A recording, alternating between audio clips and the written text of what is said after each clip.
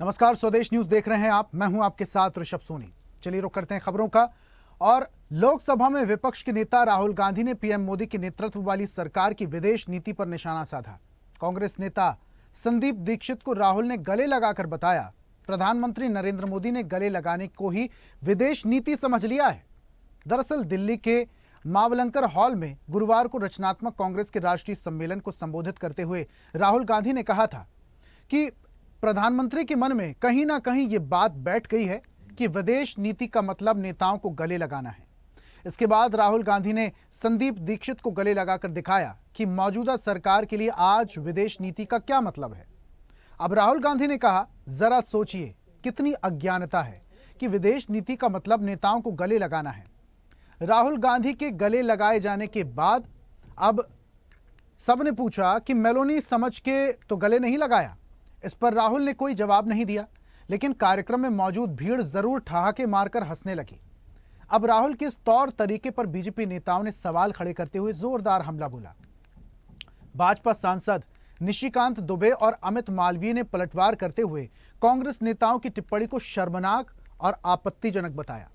साथ ही दिवंगत पूर्व पीएम इंदिरा गांधी की एक पोस्ट क्यूबा के क्रांतिकारी नेता फिडेल कास्त्रो और फिलिस्तीन नेता यासिर अराफत के साथ शेयर की। बहरहाल राहुल की हक डिप्लोमेसी पर सवाल और बवाल है, सियासत में उबाल है। पक्ष विपक्ष दोनों ने इस मुद्दे पर एक दूसरे को जमकर घेरा। इन सब के क्या मायने हैं, करेंगे विस्तार से चर्चा, लेकिन उससे पहले आपको सुनाते हैं किसने क्या कुछ कहा। अब पता नहीं किसने डाला, कहां से घुसा कि भाई फॉरेन पॉलिसी का मतलब imagine the ignorance foreign policy. एक चीज पूछ सकता हूं? हाँ। मेलनी समझ के तो नहीं पकड़ा था? I have not reached there yet. But पता नहीं कहां से घुस गया कि फॉरेन पॉलिसी का मतलब नेताओं से गले लगना। देखिए, ये बड़े दुर्भाग्य के साथ कहना पड़ेगा, कांग्रेस और कांग्रेस के नेता लगातार देश की सेना, माननीय प्रधानमंत्री और हमारी पूरे गणतंत्र का अपमान करते हैं। मुझे लगता है कि कम से कम स्वतंत्रता दिवस के अवसर पर उनको भगवान सद्बुद्धि दे और वो उससे बाज आए। और यही कारण है कि जनता ये उनके द्वारा किए गए अपमान का हिसाब आने वाले चुनावों में करती है। राहुल गांधी जी के लिए मैं इतना ही कहूंगा, मुंगेरी लाल के हसीन सपने। जनता ने जिनको तीन बार नकारा, अब वो गाली गलोच पर उतर आए हैं, ओछी राजनीति पर उतर आए हैं। राहुल गांधी जी की भाषा अमर्यादा और अहंकार से भरी नजर आती है। राजनीति में मतभेद लोकतंत्र का हिस्सा है, लेकिन अशोभनीय टिप्पणी, संवैधानिक पदों का अपमान, ये एक आदत सी बन गई है राहुल गांधी जी की। अपोजिशन ने जितना बोलना है उतना बोलते रहो, जितना मोदी पर टीका टिप्पणी करते रहेंगे उतनी हमारी ताकत बढ़ती जाएगी। मुझे लगता है कि राहुल गांधी जी एक अपोजिशन लीडर का एक जिम्मेदारी नहीं निभा रहे हैं। राहुल गांधी जी बार बार प्रधानमंत्री को टारगेट कर रहे हैं, उनके फॉरेन पॉलिसी पर उल्टा सीधा बोल रहे हैं और उनके बोलने से फर्क नहीं पड़ता है, जितने जो मोदी जी को रोज गालियां देते रहते हैं। देखिए, राहुल गांधी फॉरेन पॉलिसी के खिलाफ ड्रामा कर ही रहे थे। उनके साथ उनके एक नेता ने जाकर ये कहना कि इटली की स्टेट हेड के बारे में इस तरह की बातें करना, ये क्या भारत की संस्कृति है? किस तरह की जबान बोली जा रही है? ये दुर्भाग्यपूर्ण है जिस तरह की भाषा कांग्रेसी बोल रहे हैं और एक्ट कांग्रेसी कर रहे हैं। नहीं, मेरा ख्याल है बोलचाल की भाषा में वो बात कही थी, उसको इतना गंभीरता से सीरियसली लेने की आवश्यकता नहीं है। लेकिन एक बात तो सही है कि हमारे प्रधानमंत्री जहाँ भी जाते हैं तो वहाँ जो भी हेड ऑफ स्टेट होते हैं उनसे ज़बरदस्ती गले मिलने की कोशिश करते हैं। ये तो साफ दिखाई पड़ता है, लोगों को महसूस होता है। देखिए, वो तो सब लोग जानते हैं कि उनके साथ जो इंदिरा जी का रिश्ता था वो भाई बहन का रिश्ता था और एक दूसरे के लोग इतना सम्मान करते थे, इज्जत करते थे। किसी इस तरह की बातें उन लोगों के बारे में कहना मैं समझता हूँ कि अनुचित है।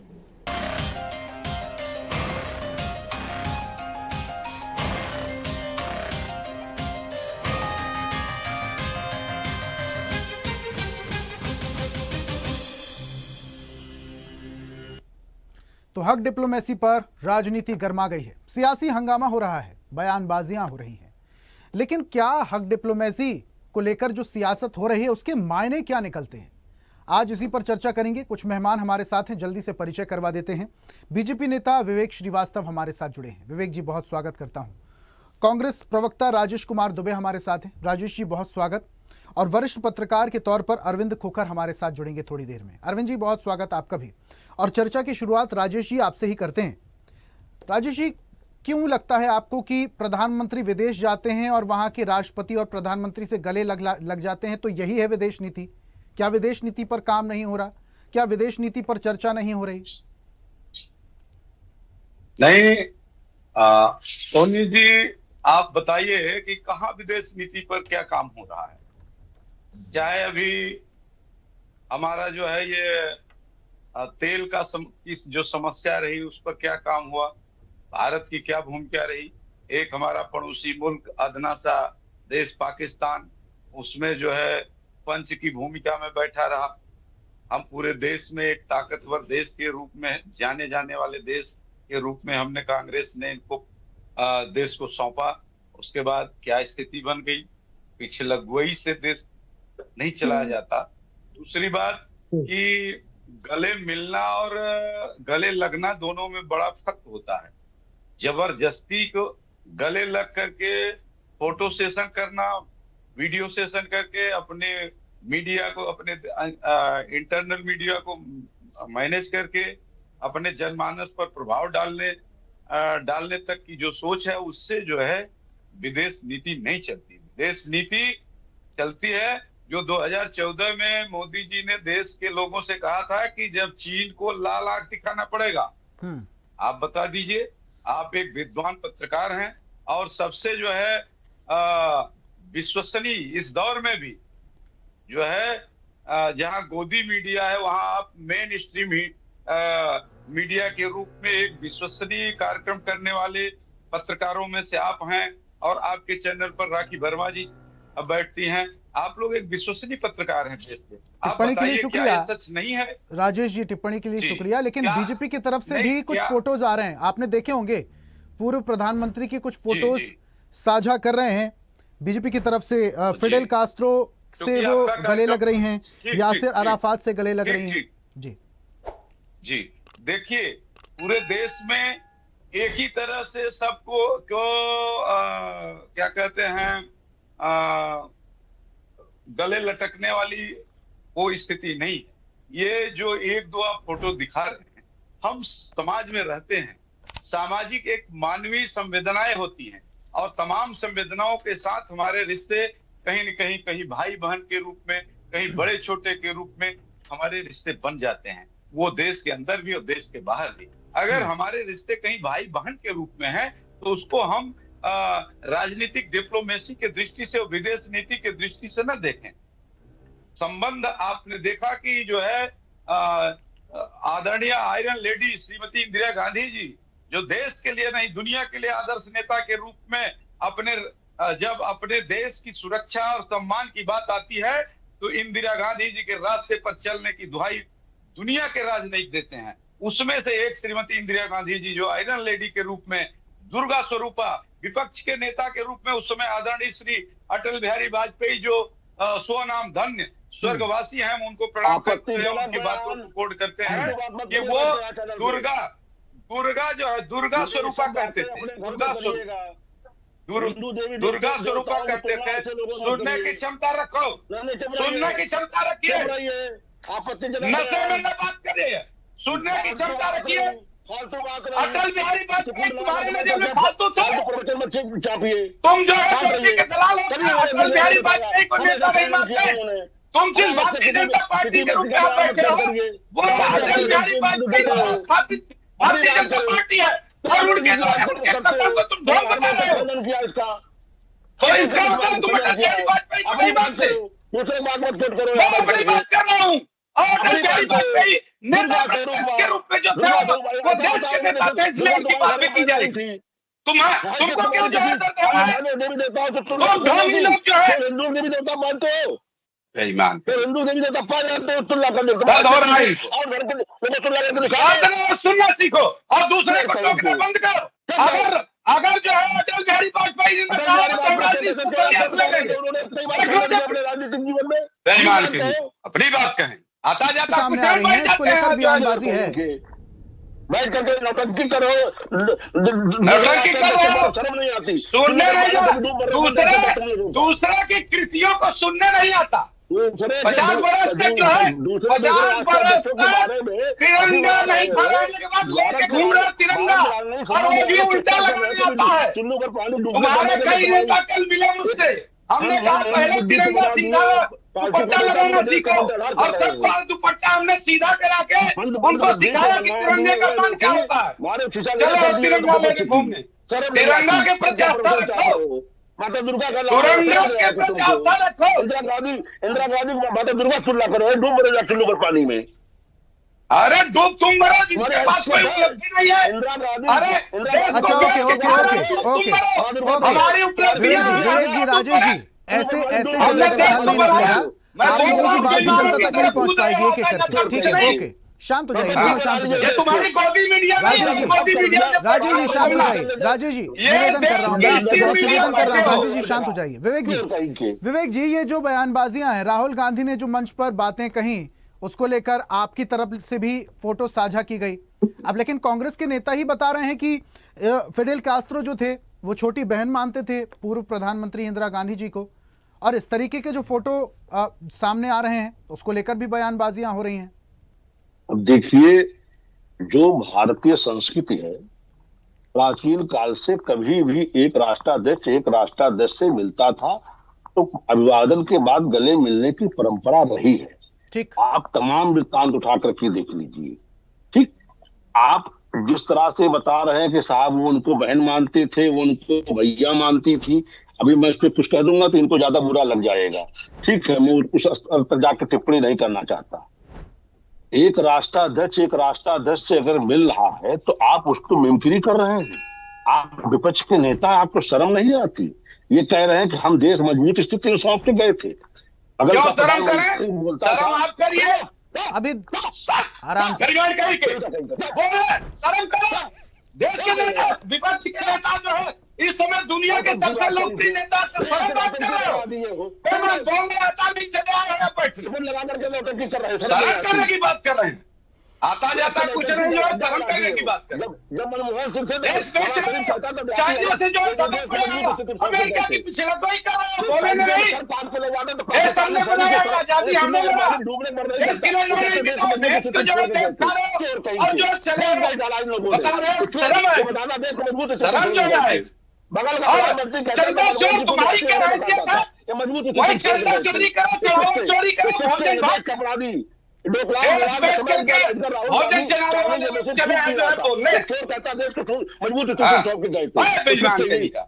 वाले देखे, मनमोहन हम लोगों की कृपा में जीता रहने वाले, हमारे आस्था के साथ खिलवाड़ करने वाले, हमारे जो है जनता को जो है चुराने वाले, त्रिपुंड तुम्हारे बाप का है, त्रिपुंड तुम्हारे बाप का है।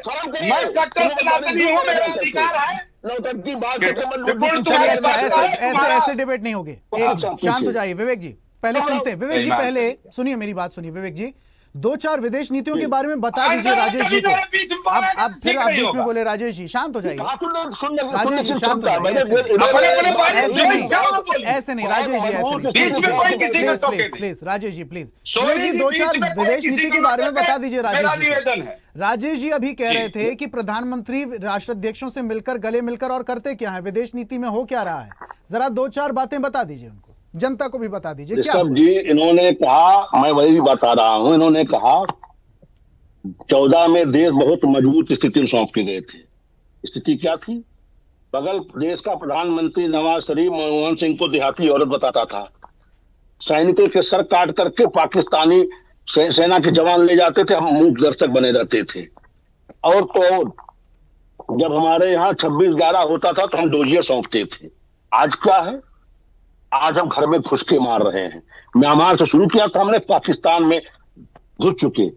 और सुन लीजिए, अभी तेल संकट आया था, हमने 40 देशों से तेल खरीद करके भारत में कहीं तेल की कमी नहीं होने दी, गैस की कमी नहीं होने दी। आज की ताजा रिपोर्ट है कि रूस हमसे रिफाइंड तेल ले रहा है, कच्चा तेल दे रहा है, रिफाइंड तेल ले रहा है। ये हमारे विदेश नीति के संबंध है। अब राफेल ले आए, उस राफेल जिसकी अभी 2 दिन पहले चैनलों पे पाकिस्तानी कर्नल ने बताया कि उनके पास राफेल, इसलिए हमने F-16 अपने किनारे कर लिए थे, वो 150 किलोमीटर तक मारते हैं, हम झेल नहीं पाएंगे उनको। ये सारी स्थितियां पब्लिक डोमेन में प्रेजेंट है। ऐसे में ये कहते हैं हम मजबूत स्थिति में सौंप के गए थे। अरे कुछ कहने से पहले शब्दों की मर्यादा का तो ध्यान रखो, कुछ तो लज्जा कर लो भाई। तुम देश सौंप के गए थे, देश तो कैसे हम लोग कहां तक लेके आए। राम विवाद जब हो रहा था, सेना हमारी वहां लड़ रही थी, तो वहां युवराज डोभाल के वहां चाइनीज एम्बेसी में जूस पी रहा था। पहले कहीं नहीं गए थे, जब पिक्चर वायरल हो गए तो कह रहे वहां गए थे। कुछ तो शर्म करो भाई, आप एक राष्ट्राध्यक्ष की मुमकिन कर रहे हो, आपको शर्म नहीं आती? अच्छा, आप एलओपी हो क्या हो भाई? ओके विवेक जी, वरिष्ठ पत्रकार भी हमारे साथ जुड़े हुए हैं। अरविंद जी सुन पा रहे हैं? मैं नहीं, सोनी जी, राजू जी मैं आ रहा हूँ, समय नहीं मिल पाएगा, उसके बाद मुझसे नाराज हो जाएंगे। अरविंद जी मैं आ रहा हूँ आपके पास, मैं आ रहा हूँ आपके पास, 2 मिनट में आ रहा हूँ। अरविंद जी सुन पा रहे हैं? जी बिल्कुल बताएं। ठीक है अरविंद जी, ये जो हक डिप्लोमेसी को लेकर अभी सियासी बयानबाजी हो रही है, राहुल गांधी ने मंच पे क्या एक्ट किया, क्या कहा, वो भी आपने सुना, और बीजेपी की तरफ से जो पोस्ट किए जा रहे हैं पूर्व प्रधानमंत्री को लेकर, वो भी आप देख ही रहे हैं। ये हक डिप्लोमेसी को लेकर जो राजनीति हो रही है, क्या समझे? देखिए मैं आपको बताऊं, मोदी सरकार अच्छे भले दबाव में थी कई कारणों की वजह से। भाई जो उनके महत्वपूर्ण बिल थे, जो उनके ड्रीम बिल थे, वो इस सत्र में पास नहीं हो पाए। लेकिन मैं कहता हूं कि मोदी और अमित शाह दुनिया के सबसे भाग्यशाली नेता हैं कि उनके सामने विपक्ष में ऐसे नेता हैं तो जो करने तो जाते हैं कर्म, हो जाते हैं कांड। मतलब अच्छे भली सरकार दबाव में थी, इस तमाशे करने की क्या जरूरत थी? सबसे बड़ी बात यह है कि इससे हासिल क्या होगा, मतलब कि विपक्ष को हासिल क्या होगा, देश को हासिल क्या होगा, सिवाय इसके कि भैया बीजेपी को इन मुद्दों से, जो असली मुद्दे थे उनसे ध्यान भला मौका राहुल गांधी ने दे दिया। अब आप खुद सोचिए, अगर ये कल वाला तमाशा ना होता तो आज आपकी डिबेट का पॉइंट होता कि भाई डिलिमिटेशन बिल या FCRA या महिला आरक्षण या संसद में किसकी चली, कौन भारी पड़ा, पक्ष या विपक्ष, ये होती ना। तो उसमें सरकार है तो सरकार जो सत्ता में होता है उसके पास 50 कमजोरियां होती हैं। लेकिन अब स्थिति ये हो गई, अब ये कल से जो राहुल गांधी ने किया है वहां, अब ये लंबा चलेगा। ये अब तो फिदेल कास्ट्रो है, बहुत सारी चीजें आएंगी, और भाई कौन किसको भाई मानता था, कौन किसको बहन मानता था, ये तो सामने ना वो भाई मानने वाला रहा, ना जिसकी बहन मानते थे, ना वो रही है दुनिया में। तो अब किसको आरोप लगाने में और मुंह खोलने में तो कोई अब पाबंदी है नहीं। जिस तरह कल वहां पे स्टेज पे हो गया, वो भी संदीप दीक्षित जो स्वर्गीय शीला दीक्षित के लड़के थे, उन्होंने जिस तरह से कही, देखिए ये जरूर है कल जिस तरह से वो हुआ है, अगर वो राहुल गांधी की जगह पवन खेड़ा कर लेते तो चल जाती बात। पवन खेड़ा उस इस तरह के नेता नहीं है, लेकिन नेता प्रतिपक्ष को किसी देश की प्रधानमंत्री के बारे में इस तरह की टिप्पणी, देखो टिप्पणी तो वो अगर देखो ये कपिल शर्मा के शो में होती चल जाती, तब भी चल जाती, हालांकि तब भी गलत होती, लेकिन नेता प्रतिपक्ष द्वारा ऐसी टिप्पणी करके, भले उनके इरादे वो थे या नहीं थे, जो समझ लिए गए, क्योंकि कई बार मोमेंट में हो जाता है ऐसा। बिल्कुल, देखो उनकी, मैं ये नहीं कहता उनके इरादे वही होंगे जो समझा जा रहा है, वो हो सकता ना हो, लेकिन अब जो दिख रहा है माना वही जाएगा। और अच्छा भला इसने बीजेपी को मौका दे दिया है तमाम विफलताओं से ध्यान हटा करके, अब वो फिर से इनके गले में बात डाल करके, जब मैंने बताया कि डिबेट का पॉइंट कुछ और होता है, अगर ये कल वाली घटना ना होती तो डिबेट वो होता जिसमें बीजेपी मुश्किल में पड़ती दिखाई देती। जो सरकार है, जवाबदेही सरकार की होती है और सरकार से अपेक्षा होती है। तो मेरा ये मानना है कि राहुल गांधी को अपनी रणनीति पे जरूर विचार करना चाहिए कि भाई वो नेता प्रतिपक्ष का रोल निभाना चाहते हैं या सड़क पे उतरे हुए किसी जो है ना, जिसको कहते हैं ना कि जो वो विद्रोही नेता होता है, उसकी भूमिका निभाना चाहते हैं। वो भूमिका अपनी उन्हें तय करनी चाहिए। मुझे लगता है राहुल गांधी को अपनी भूमिका को लेकर के बड़ा संदेह है, और उनकी कारणों के चलते जिस तरह की वो हरकतें करते हैं, हरकतें कहो या जिस तरह की बयानबाजी करते हैं, अब उनके भूमिका को लेकर के दूसरे लोगों के मन में भी संदेह पैदा हुई है। अच्छा, भाई मोदी को सोने नहीं देंगे, पागल कर दो तक की बात ठीक है, नेता प्रतिपक्ष हो आप, आपके रहते अगर सत्ता पक्ष को नींद आ जाए तो आप ठीक नहीं, ये बात यहां तक बात जायज है। लेकिन तड़ीपार, बंच ऑफ जोकर्स और जो ना किसी प्रधानमंत्री, देश विदेश की प्रधानमंत्री के बारे में इस तरह की सेक्सी टिप्पणी किसी भी लिहाज से, और अरविंद जी इतने बड़े कद के जितना नेता मैं के लिए समझ ठीक पाता नहीं हूं, है। पुराने समय में भी ऐसी टिप्पणियां होती थी, लेकिन बयानबाजी का एक स्तर हुआ होता था। राजनीतिक बयानबाजियां इतना नीचे नहीं गिर जाती थी, लेकिन आज के समय में जो राजनेता बयान देते हैं उनका स्तर काफी ज्यादा गिरा हुआ होता है। ठीक है राजेश जी कुछ कह रहे थे, जल्दी से अपनी बात रखिएगा, लास्ट कमेंट। जी सोनी साहब, मैं ये कह रहा था कि हम देश जो है केवल देश के आंतरिक मुद्दों से ही नहीं चलता। देश को चलाने के लिए विदेश नीति पर भी चर्चा होना, उसकी जो कमियां हैं सत्तारूढ़ दल की, उस पर उसका भी ध्यान जो है देश के लोगों तक पहुंचाना ये आवश्यक है।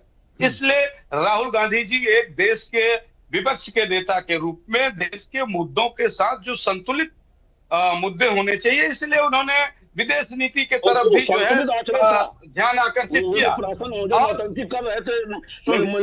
देखिए यही है, ये आधी लाइन नहीं सुनना चाहते। अब आप बताइए, या तो ये बोले तय कर लीजिए। अब हम इनसे पूछ के बोले, हम इनसे पूछ के बोले, बोलिए एक शब्द नहीं सुनना चाहते तो बंद करिए। आप इन पर किया, हम रहेंगे ना, हम सुनना चाहते ना देश सुनना चाहता कांग्रेसियों से। हाँ, एक शब्द सुन लीजिए। माफी मांगो, सीमा पार कर चुके हो आप। एक महिला राष्ट्र अध्यक्ष किस तरह से हम इंक्री करेंगे, और युवराज तुम्हारा कर रहा, तुमको शर्म नहीं आती? इस तरह के लोगों को आप अपने डिबेट बैठा के क्या गोदी मीडिया साबित कराना चाहते हैं? अब राजेश जी देखिए, ये तो बिल्कुल अलग ही मुद्दा बोल दे रहे हैं आप। अब विवेक जी इस तरीके से नहीं, पूरी बात उनकी सुन लेते ना पहले अपन पूरी बात सुन लेते हैं। ऐसे डिबेट नहीं हो पाएगी राजेश जी, ऐसे डिबेट नहीं हो पाएगी। विवेक जी आपसे देखिए, एक मिनट का वक्त बचा हुआ, आगे मैं भी नहीं बढ़ पाऊंगा इस तरीके की चर्चा हुई। समय है नहीं, आप मुझे बुला रहे हैं, आप आ नहीं रहे हैं, मैं चुप हो गया, फिर भी आप चुप नहीं कराने के लिए बोल रहे हैं। अब और कैसे मैं बोलूं राजेश जी, अब मैं और कैसे कहूं? मैं बोल चुका हूं। चलिए ठीक है, अब समय आगे बढ़ने की इजाजत नहीं देता है मुझे। राजेश जी बहुत शुक्रिया जुड़ने के लिए। विवेक जी आपका भी धन्यवाद। अरविंद जी आपका भी बहुत बहुत धन्यवाद हमारे साथ जुड़ने के लिए। तो हक डिप्लोमेसी को लेकर राहुल गांधी ने जो मंच पर परफॉर्मेंस दी थी, जो बातें कही थी, उसको लेकर बीजेपी ने भी पलटवार किया।